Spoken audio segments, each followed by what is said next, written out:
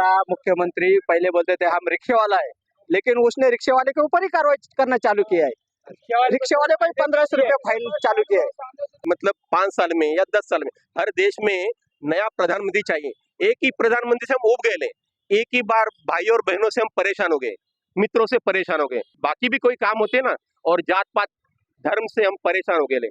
हमको रोजगार चाहिए, हमको नौकरी चाहिए, हमको हॉस्पिटल चाहिए, हमको एजुकेशन चाहिए। ये मुद्दे हमारे प्रधानमंत्री 10 साल में इनके मुंह से निकलते नहीं है। खाली मंदिर मस्जिद। आज 65,000 स्कूल जेडपी की जिला परिषद की बंद कर दी महाराष्ट्र में, आपको पता होगा। तो इसके लिए कौन जिम्मेदार है? ये बीजेपी सरकार ही जिम्मेदार है ना। तो हमको ऐसी सरकार नहीं चाहिए जो हमारे को जाति पाति में हम हिंदू मुसलमान करके हमको लड़ाती है। जब ट्रैफिक सेम है तो विकास कहाँ पे हुआ? और जब व्यापारियों के सुनते हैं तो आज तक रिक्शा वालों को 10 साल के खासदार हुए। कितने बार रिक्शा वालों का कना से मीटिंग लिया है, कभी पूछने को आए कि आप रिक्शे वाले क्या कमाते हैं, कैसे आपका घर परिवार चलता है। आमदार के कार्यालयों में मीटिंग होती है व्यापारियों की, और कार्रवाई की जाती है रिक्शा वालों पे। ये तो विकास ही है ना। जब तुम दिन में हम 1500 कमाते नहीं तो हम 1500 रुपया फाइन भरे कैसा? आप दिखाओ ना, आपने सवाल किया विकास हुआ है, दिखाओ ना। मेरे ससुर गुजर गए, उनका भी वोट गिरा है, ये बात मेरे समझ के बाहर है। इसके लिए मैं ना वो चीजों पे ध्यान नहीं देता हूँ। आप नोटा का बटन दबाओगे ना, फिर भी आपका वोट चला जाएगा। अगर भाजपा चाहती है कोर्ट उसके हिसाब से फैसला दे, तो फिर जनता के से चुनाव क्यों करते हो? लोकशाही खत्म हो रही है। इस वक्त लोकशाही के गला दबाया जा रहा है और हुकुमशाही चल रही है इस देश में 2014 से 2024 के एंड तक। अगर ये फिर से सरकार आई तो मेरे ख्याल से लोकशाही से चुनाव होना अगले 24 के बाद बंद हो जाएगा। उल्लासनगर में मीटर नहीं है, फिर भी मीटर पासिंग करो। जब जहाँ पे मीटर है ही नहीं, उसको पासिंग का मतलब क्या है? हमने डंडे खाए लॉकडाउन में, मार खाया कुत्तों के जैसा पुलिस वालों का, फिर भी हमने दूध घर पे पहुंचाया, फिर भी हमने सब्जी घर पे पहुंचाई, फिर भी हॉस्पिटल में पब्लिक को लेके गए।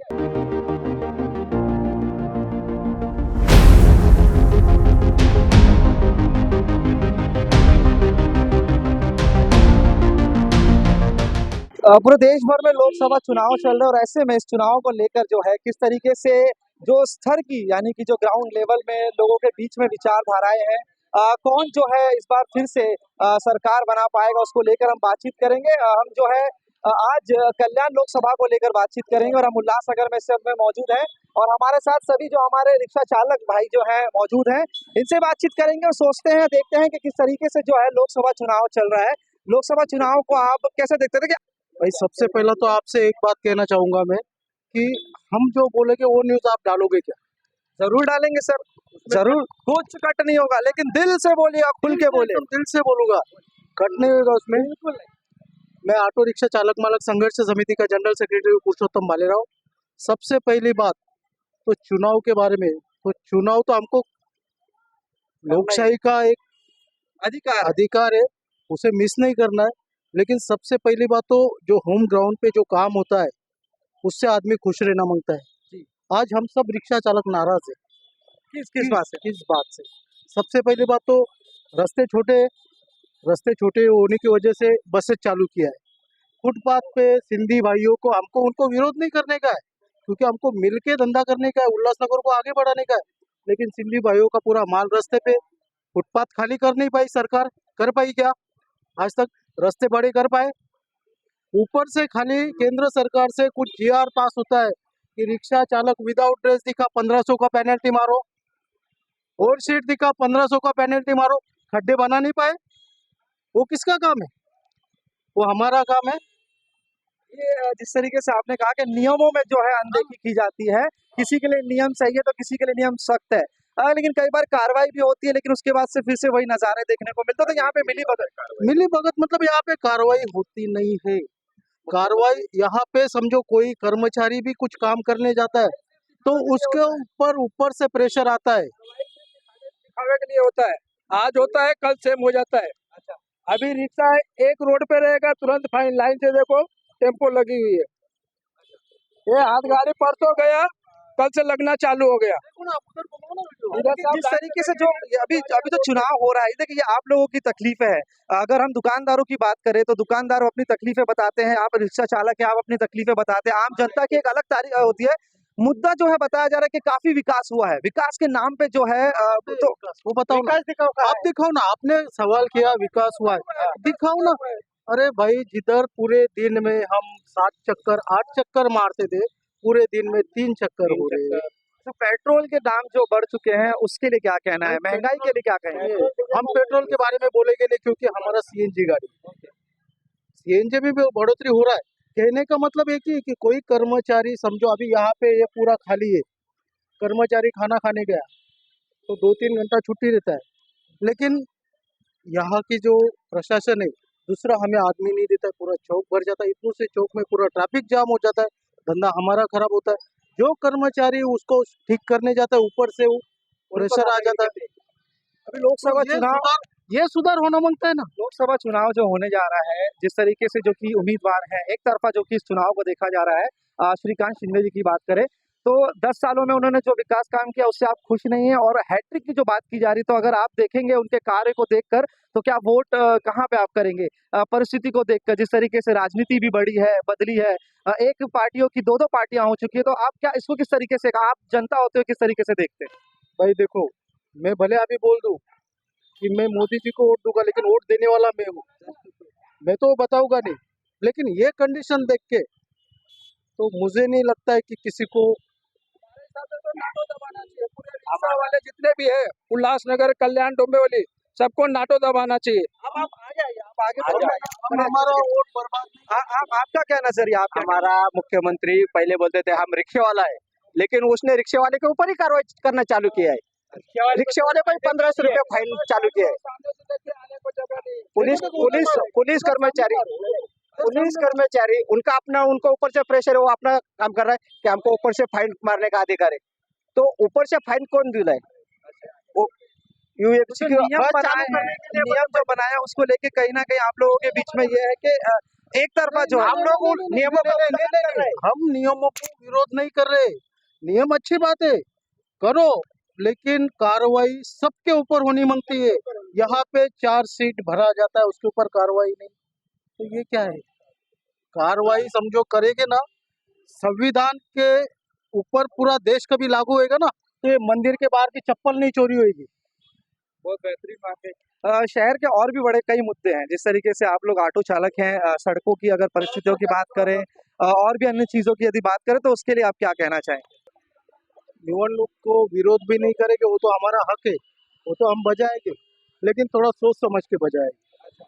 इस बार बदलाव ला सकते हैं, बदलाव की कोई परिस्थितियां नजर आ रही है? हो भी सकता है, हो भी सकता है। हमें तो अगर अगर अगर आपने जो बस के बारे में आपने सोचा है तो परमिट बंद कर दो। रिक्शा वालों को जो जितना लाइन लगी है आप देख लो, वहां से वहां तक का कितना लाइन है, क्या है।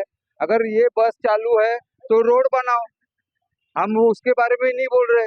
रोड बना के अगर तुम अगर अच्छे से रोड बना रहे, सब कुछ कर रहे, तो वो अच्छी बात है। रोड तो बता रहे कि बन रहे हैं, अंडरग्राउंड ड्रेनेज का भी काम देखो आप सर कि वहाँ पे रोड बना है कि नहीं बना। अभी यहाँ पे इतना सारा देखो, अभी इतनी बड़ी बस है, वो बस के लिए अगर तुमको अगर जगह चाहिए तो रोड बनाओ पहले।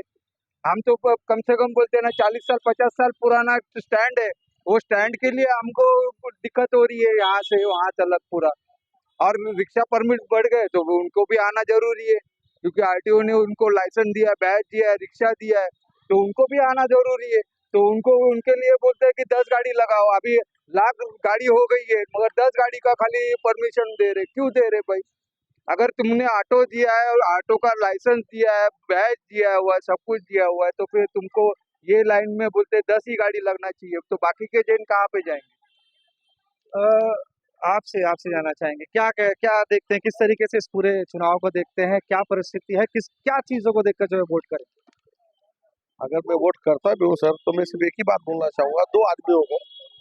पहले महानगर पालिका जो फुटपाथ चलने के लिए बिल्कुल नहीं है, पब्लिक रोड पे चलती है, उसके कारण हमें दिक्कत होती है गाड़ी वालों को चलाने के लिए। ठीक है, ये हो गया पहला मुद्दा।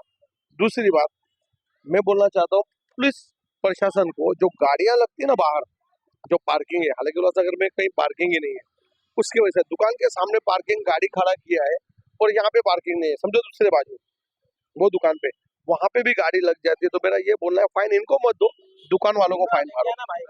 हाँ, क्या हमारे दुकान के सामने मत लगाओ, आज वहां पे पार्किंग है ना, तो वहाँ पे ये जनता है खड़ उसने अगर ग्राहक आया वो लुका के गया उसके ऊपर कार्रवाई, तो वो शहर में बहुत देखने को मिलता है कि आपस में भी लड़ाई होती है। ऐसा होता है। वन टू वन का भी जो है पूरा प्रयास करके रखो। तो 1-2 रखा हुआ है ना, तो बोर्ड उखाड़ के फेंक दो ना 1-2 का। अगर आप उसका नियम नहीं कर रहे हो, पालन नहीं कर रहे हो, तो क्यों लगाया हुआ है? कई जगहों पर ये भी देखने को मिलता है। देखिए आपने कहा कि सब चीज दिखानी है, तो पत्रकारिता के हिसाब से मैं भी आपसे सवाल करना चाहूंगा कि कई जगहों पर ये भी देखने को मिलता है कि कई ऑटो स्टैंड जो है अवैध तरीके से बनाए गए, जहाँ पे नहीं होने चाहिए। सिग्नल के ठीक सटीक जगह पर ही जो है ऑटो स्टैंड होते हैं जहाँ की नहीं होने चाहिए। तो हम जो है कायदे की बात करते हैं, हम एक जो है पारदर्शिता की बात करते हैं, लेकिन कहीं ना कहीं हम भी वो गलतियां करते हैं, तो हम फिर दूसरे के ऊपर कैसे इल्जाम लगा सकते हैं? अगर बोर्ड लगा हुआ वहाँ पर, रिक्शा स्टैंड का बोर्ड लगा हुआ है, पहले बोर्ड तो कोई भी लगा देगा। इस देश में एक खराब हालत है। पहले सुनिए ना दादा, इस देश की खराब हालत है कि किसी भी रंग का झंडा आप दे दीजिए और नारे लगाने को कह दीजिए तो भीड़ वहां हो जाएगी, और बोर्ड लगा के आप जो है किसी भी चीज को हासिल कर लेंगे, ये तो आप मानते हैं ना।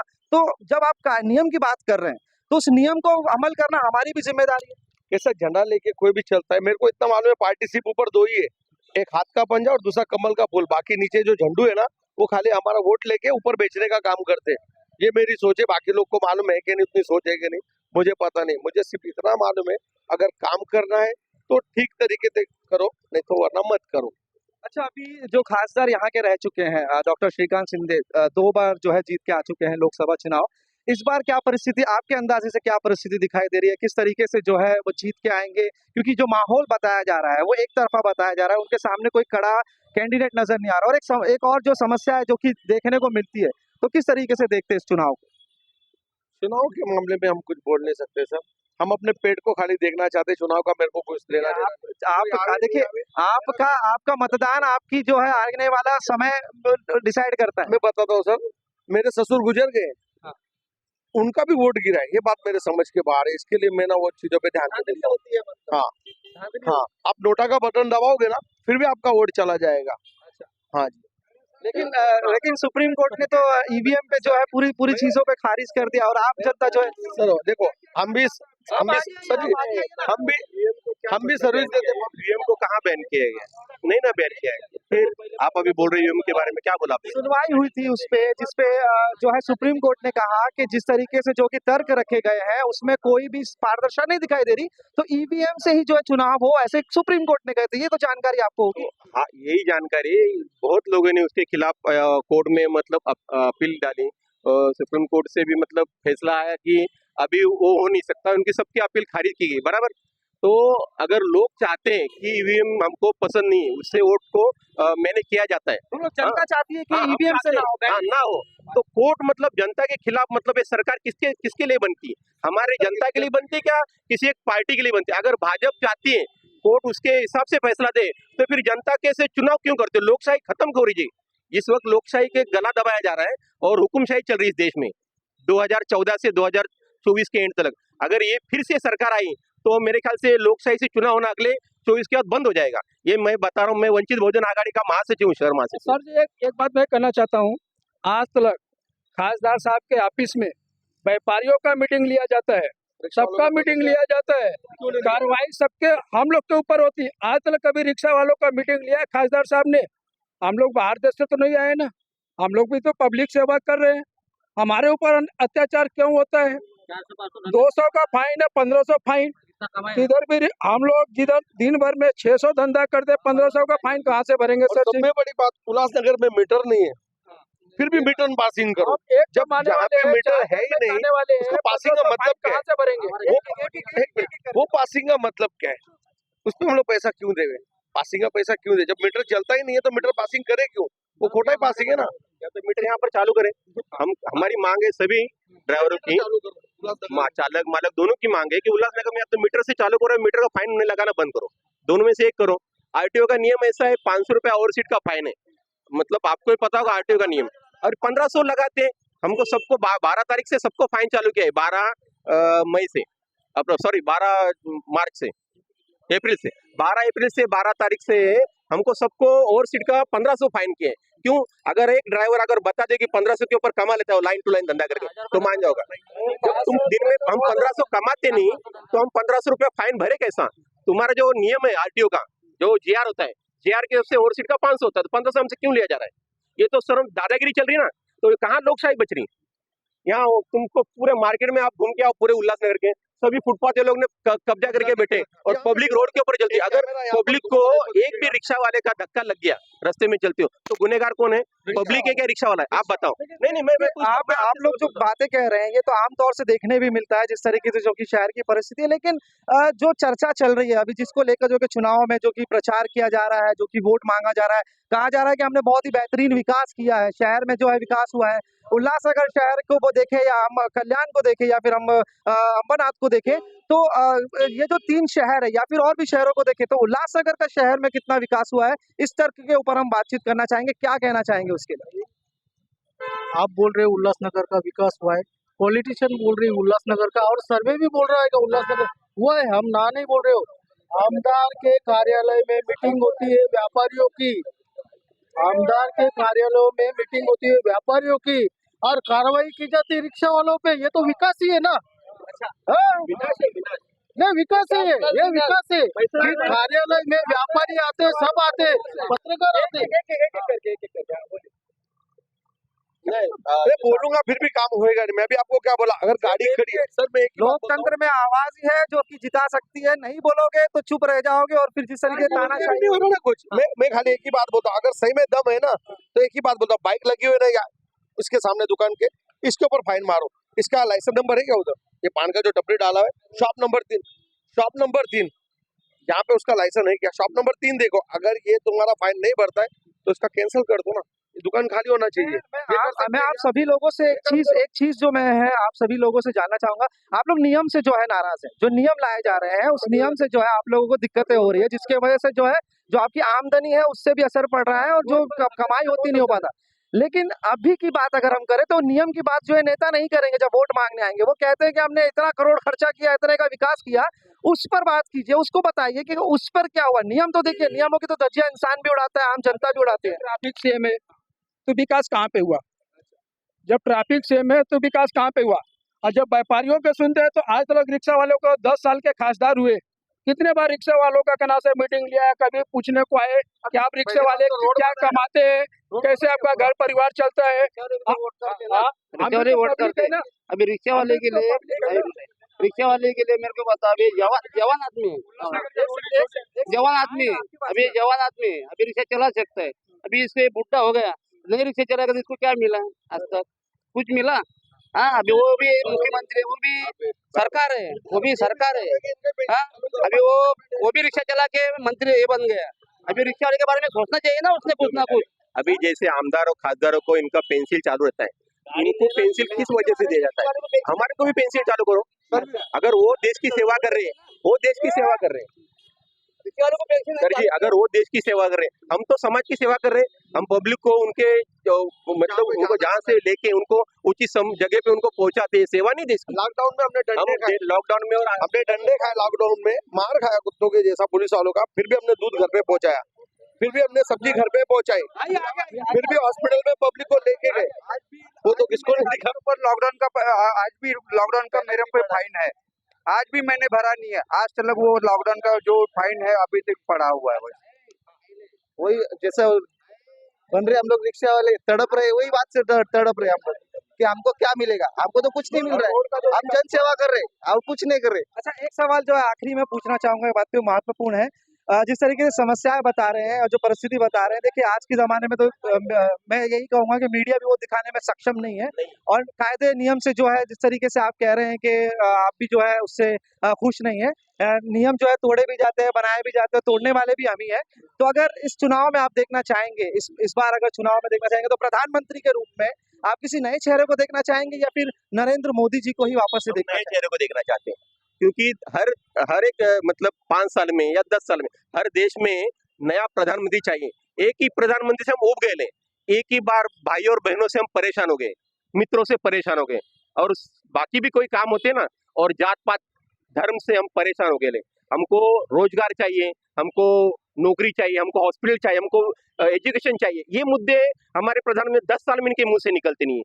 खाली मंदिर मस्जिद पहले बांधेंगे, मंदिर में क्या सब भिखारी बैठते, उधर छोड़ दे, उधर कुछ नहीं, सब भिखारी बैठते, उधर क्या करने का। जज वकील बड़े बड़े अफसर पैदा करोगे स्कूल से। आज 65,000 स्कूल जेडपी की जिला परिषद की बंद कर दी महाराष्ट्र में, आपको पता होगा। तो इसके लिए कौन जिम्मेदार है? ये बीजेपी सरकार ही जिम्मेदार है ना। तो हमको ऐसी सरकार नहीं चाहिए जो हमारे को जाति पाति में हम हिंदू मुसलमान करके हमको लड़ाती है। हमको हम सब मिलके रहना चाहते हैं, हम सभी जाति मिलके अरे रहना ऐसा मालूम है, मुसलमान है ना जो हरा कलर का पानी पीता है, मालूम है क्या? हाँ, और जो हिंदू वो लाल कलर का पानी पीता है। अरे जब पानी तुम लोग एक ही जगह का पीते हो तो क्यों हिंदू और क्यों मुस्लिम?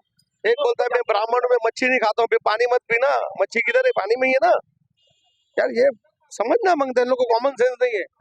भले हम अनपढ़ आहे, परिवर्तन व्हायला पाहिजे यावेळेस, गरजेचं आहे परिवर्तन. हुआ नहीं है। उल्लासनगर में जो भी विकास हुआ है कुछ भी नहीं हुआ है, खाली पेपर में लिखा हुआ है कि विकास हो गया है बोल के। देखो वो आप देखो कितना रोड बना हो।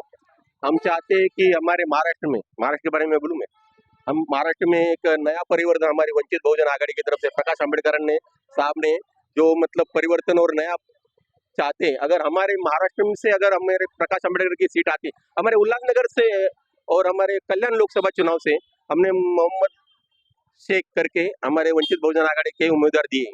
उनकी सोच है कि मुस्लिम समाज सब इस जाति धर्म को मिलके एक साथ चलना है। किसी पार्टी में मुस्लिम समाज को मतलब ये खड़ा नहीं किया उम्मीदवारी में, जो हमारे प्रकाश आंबेडकर साहब ने खड़ा किया है।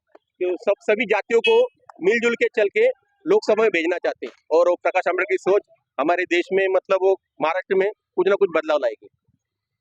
आप सभी लोगों का जो है हमसे बातचीत करने के लिए धन्यवाद। तो आपने देखा कि ये ऑटो चालक थे जिन्हें रोजाना आप जो है रास्तों पे देखते हैं, आपको ये अपनी मंजिल तक पहुंचाते हैं। गर्मी में